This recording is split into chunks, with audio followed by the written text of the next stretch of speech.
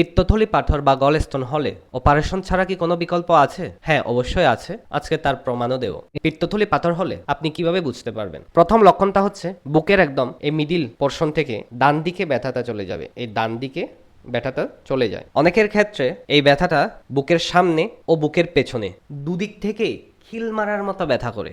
আর কিছু কিছু ক্ষেত্রে এই ব্যথাটা ডান দিকের কাঁধে একদম পেছনের দিকে সোলজার ব্লেড পর্যন্ত চলে যায়। আর এই ব্যথাগুলো সাধারণত যখন বেশি করে খাবার খাওয়া হয়, স্পেশালি চর্বিযুক্ত খাবার, তখন বেশি এই ব্যথাগুলো লাগে। বমি ভাব ভাব হয়। এরকম লক্ষণ যদি আপনারও থাকে তাহলে একটা আলট্রাসোনোগ্রাফি টেস্ট করে কনফার্ম করে নেবেন। এটা হচ্ছে পিত্তথলি পাথর রোগীর একটা আলট্রাসাউন্ডের রিপোর্ট। রোগীটির নাম তুক্কুহলি চাকমা, অ্যাডভাইস বাই সেল। তারিখ হচ্ছে 18 তারিখ 12 মাস 2025, মানে ডিসেম্বরের 18 তারিখ। আজকে হচ্ছে মে মাসের 3 তারিখ। প্রায় 4.5 মাস আগে এই রিপোর্টটা করিয়েছিলেন। এখানে পিত্তথলি পাথর ধরা পড়েছে 13.33 মিলিমিটার। আরো মাল্টিপল ছোটখাটো স্লাচ রয়ে গেছে। সাথে পর্টাল বেইনেও সমস্যা দেখা দিয়েছে। চাইলে আপনি পুরোটা পড়ে নিতে পারেন। এটা হচ্ছে তার পরের পেজটা, ইমপ্রেশনটা পড়তে পারেন। যাই হোক, ডাক্তাররা এনাকে বলেছেন অপারেশন করার জন্য, কিন্তু রোগীটি অপারেশন করার জন্য ভয় পায়। তাই তিনি বিকল্প খুঁজছিলেন, অপারেশন ছাড়া কোনো উপায় আছে কিনা। বিকল্প খুঁজতে খুঁজতে 1 মাস পর তখন তারা ফোনে আমার সাথে যোগাযোগ করেন। জানুয়ারি মাসের 20 তারিখ 2026, মানে 3.5 মাস আগে। সেদিন আমি ওষুধ দিই 1 মাসের জন্য।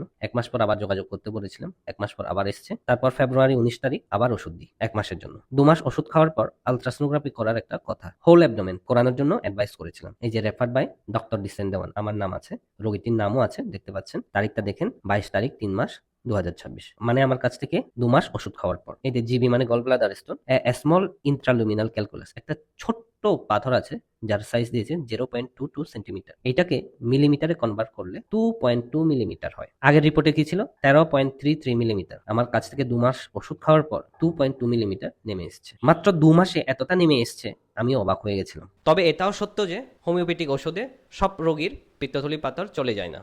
অনেকের চলে যায়, অনেকের চলে যায় না। কারণ সবার শরীর, সবার জেনেটিক্স একই রকম নয়, সবার লাইফস্টাইল একই রকম নয়, সবাই সবকিছু নিয়ম কানুন মেনে চলতে পারে না। আমরা নিজে ডাক্তার হয়েও সবকিছু জেনেও সব নিয়ম কানুন আমরাও মেনে চলতে পারি না। সবারই ভুল হয়। তাই অপারেশন করার আগে আপনি 6 মাস পর্যন্ত হোমিওপ্যাথি চিকিৎসা করিয়ে দেখুন। যদি কোনো ইমপ্রুভমেন্ট হয়, ব্যথা কমে যায়, তাহলে চিকিৎসাটা চালিয়ে যান। আর যদি কোনো ইমপ্রুভমেন্ট না হয়, ব্যথা বেড়ে যায়, পাথরের সাইজও বেড়ে যায়, তাহলে অবশ্যই অপারেশন করা উচিত।